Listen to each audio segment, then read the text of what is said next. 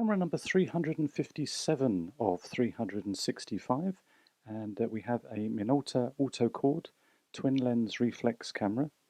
It's an Autocord L because it has an included light meter which returns a light value that we can use to judge the correct exposure.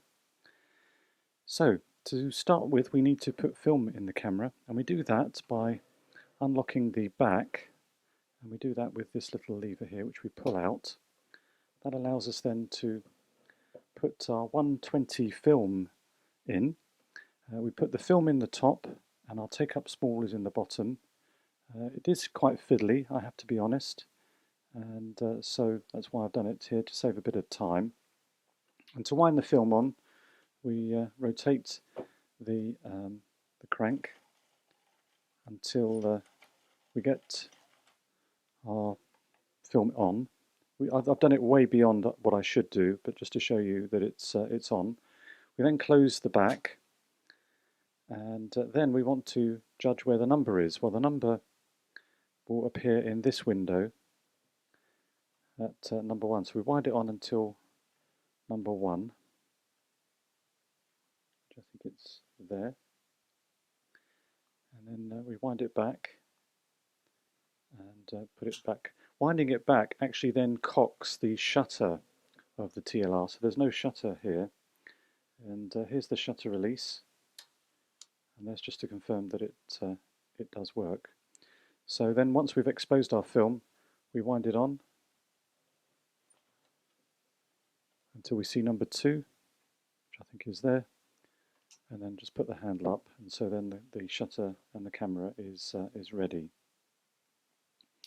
To focus the camera, we would need to look through our screen, which we pop up. And I'm trying to do this without, there we go. Let's just lift that up so you can actually see, there we go, through the screen there. And then we focus with this lever here on the top, or bottom rather, and then that swings out the whole of this front. Our taking lens, our viewing lens. The taking and viewing lens on this particular occasion I think are the same. They don't have to be, but they normally are. It's a 75 millimeter, a rocker 3.6, so not super fast, but more than adequate for my needs. So we would look through the screen, and we just swing the lever until we've focused. Nice and bright screen, so it makes it very easy, but if we have difficulty, we can pop out the magnifier by just pressing this little top, and then we can look through and make fine adjustments. We don't have to use the down screen. We can use, keep that up, we can push the whole of this panel. Oops, let me show you. Push the whole of that panel. Oops. And we can then look through the hole here and look through our viewfinder. Sometimes it's referred to as a sports finder. I don't think it is on this occasion. And to release it, we just have this little button here, which just pops it up and allows us to use it in perhaps the more traditional route or method.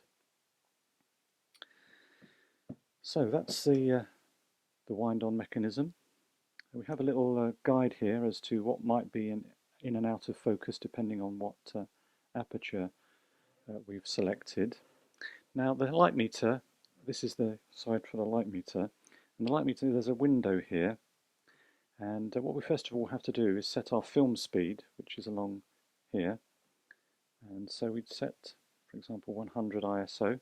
That calibrates the meter, and then we can look, point our, so you have to lift up the cover, point it at our subject, and then we can get a light reading.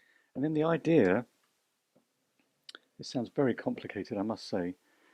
We have numbers here, and basically we divide whatever way we like. So, for example, if it was a light meter reading of 13, then we can have 6 and 7. Now the right-hand lever controls the shutter speed, and the left-hand lever controls the aperture. So depending on what circumstances, what subject we're shooting, It's not the super fast route. You're probably better off using a light handheld light meter, but it's useful to have the light meter here if you don't have one, and then you can choose. So for example, with a light meter reading of 13, if we said say an aperture at number 6 and a shutter speed at 7, what would that be? That would be, we've got 1/100th of a second at f8 at the light meter reading of 13. So it's a bit complicated, a bit slow, but presumably if you're using one of these you'd be used to that.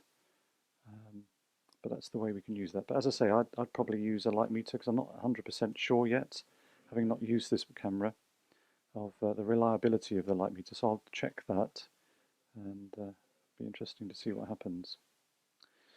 Other controls, we have a cold shoe here that we can use. These are the little pull out that allows us to put our film in. And I think that's pretty much it really. So I'm looking forward to using it. I do like the TLRs. They're quite bulky, this one, but I do like the rewind crank, or the film advance crank mechanism. So we'll see how we get on. So hopefully that's demystified some of it, or maybe even complicated it maybe further. There is a little flash synchronization port here, and as I say, our shutter button there. Shutter speeds, I forgot to mention that, go up to 1/200, there is a 500, there we are, 1/500th of a second down to bulb.